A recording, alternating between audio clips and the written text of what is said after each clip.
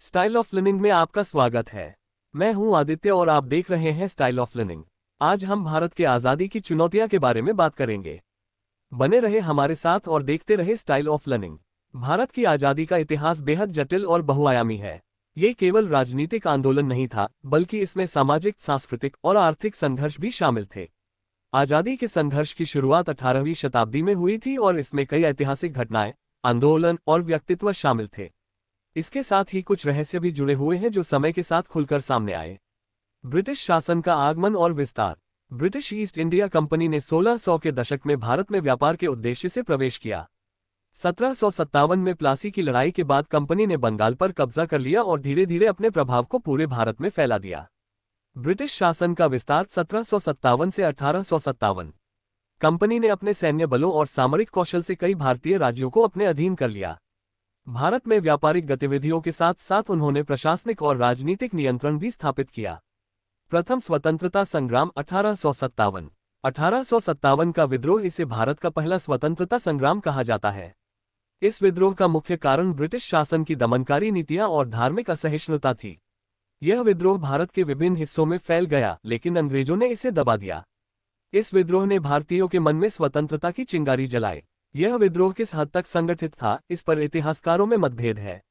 यह विद्रोह न केवल सैनिकों का था, बल्कि इसमें किसानों, जमींदारों और आम जनता ने भी भाग लिया था।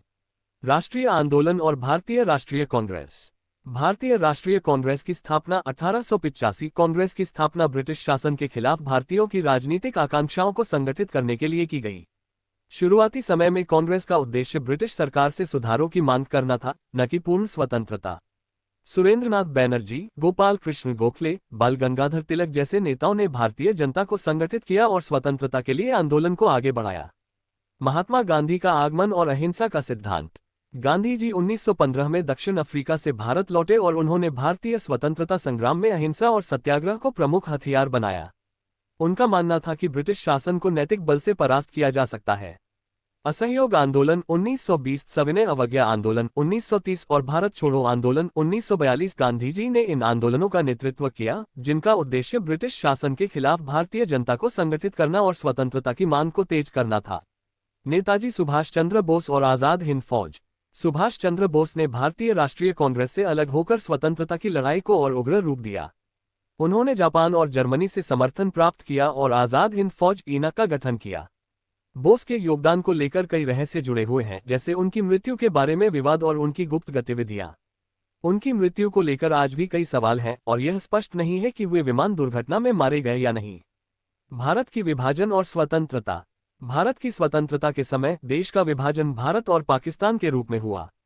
यह विभाजन धार्मिक आधार पर हुआ, जिसमें हिंदू बहुल भारत और मुस्लिम बहुल पाकिस्तान का गठन किया गया। विभाजन के पीछे ब्रिटिश सरकार की भूमिका को लेकर भी कई रहस्य हैं। ये कहा जाता है कि विभाजन की योजना बहुत जल्दबाजी में बनाई गई थी और इसमें कई लोगों की राजनीतिक महत्वाकांक्षाएं शामिल थीं। स्वतंत्रता के बाद की चुनौतियां। आजादी के बाद भारत को कई चुनौतियों का सामना करना पड़ा, जैसे कि विभाजन से उत्पन्न हिंसा, शरणार्थियों की समस्या और एकीकृत प्रशासनिक ढांचे का निर्माण। स्वतंत्रता के बाद के भारत में कई घटनाओं को लेकर भी रहस्य हैं, जैसे कि महात्मा गांधी की हत्या, नेताजी की मृत्यु और विभाजन के दौरान हुई हिंसा की सही प्रकृति।